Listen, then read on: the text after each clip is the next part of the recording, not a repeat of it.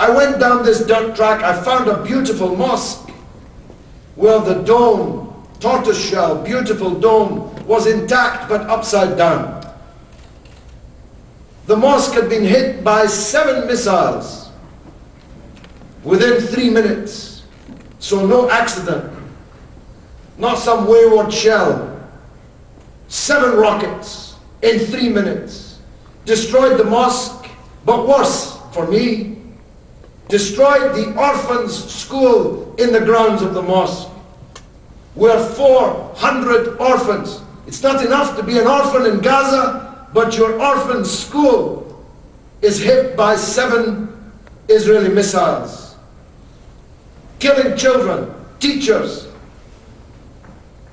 the imam, destroying the mosque, the children now sitting out in the sun on a blanket on the ground being taught by the ladies who look after them as orphan children. But in amongst all this wreckage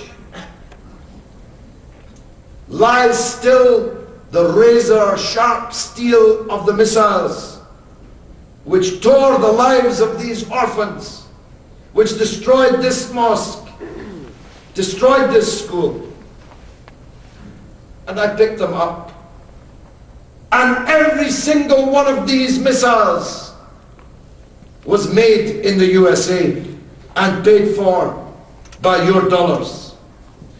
You have to face this fact that every bullet which kills a Palestinian child, every rocket that's fired, every Hellcat helicopter, every F-16, every missile that's fired by the laughably described Israel Defense Force is paid for by you, your taxes.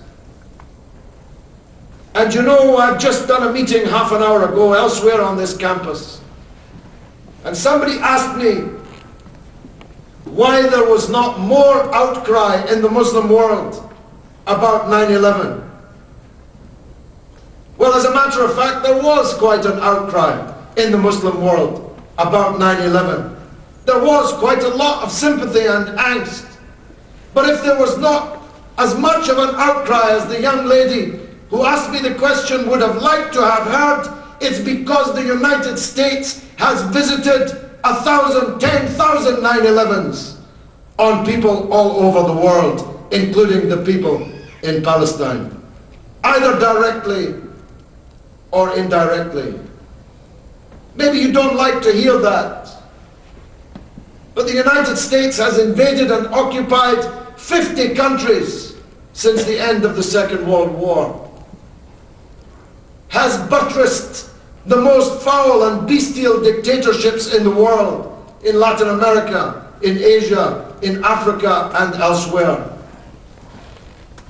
Dictatorships which ground their people into the dust, using your taxes, your weapons, your political and diplomatic support with which to do it. Is it any wonder, should it be any wonder for you that so many people in the world hate us, hate your country and mine? The only wonder is that even more of them don't hate us, your country and mine. Because we've gone around the world, occupying people's countries, stealing their things, backing dictators, arming aggressive states which have attacked them and killed them in numbers which make 9/11 dwindle into insignificance. These are terrible truths I'm telling you.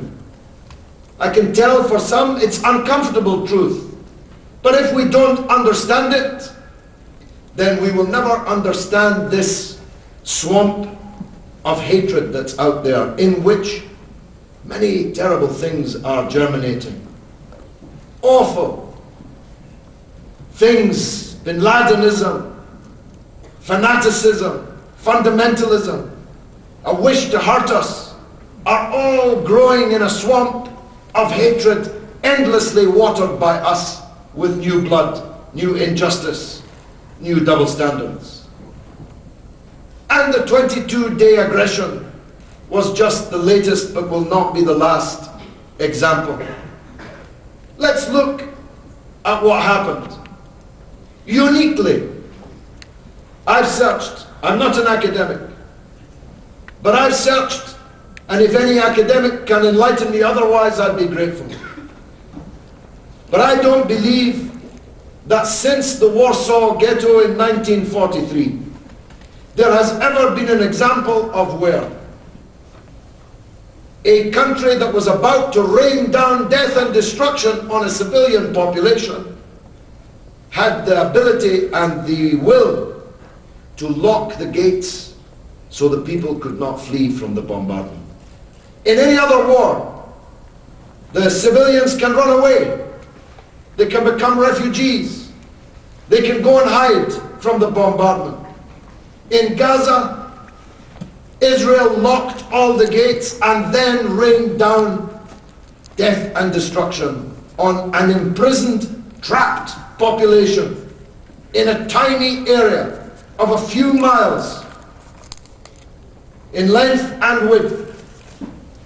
In 1982, in the big Israeli invasion of Lebanon, which culminated in the massacre of Sabra and Shatila, I visited children in hospitals who had inhaled this phosphorus gas, which Israel fired for the first time. They were actually baking. Their bodies were white hot inside.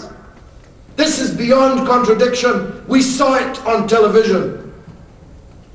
And I saw the children suffering from its effects over the last few weeks. If we had access to other satellite images, other than that which passed the test of sanitization and censorship in our mainstream media, we saw some terrible things. We saw a 3-year-old girl burned black by the sun because she'd lain dead for 3 days, being held up to the cameras by the ambulance men who finally recovered her from a little area called Zaytuna. What a beautiful name. What a nightmare place. The man held her up to the camera, but she was minus her arm and her leg, which had been eaten by dogs in the rubble of Zaytuna. The ambulance personnel and the Red Crescent and the United Nations were refused permission by Israel to recover the dead from Zaytuna for 3 whole days and nights. And when they eventually went in, they found not only this child, but another child, dead, still suckling on the toe of its dead mother. We saw orphans in their hundreds asking the television cameras what they did to deserve this.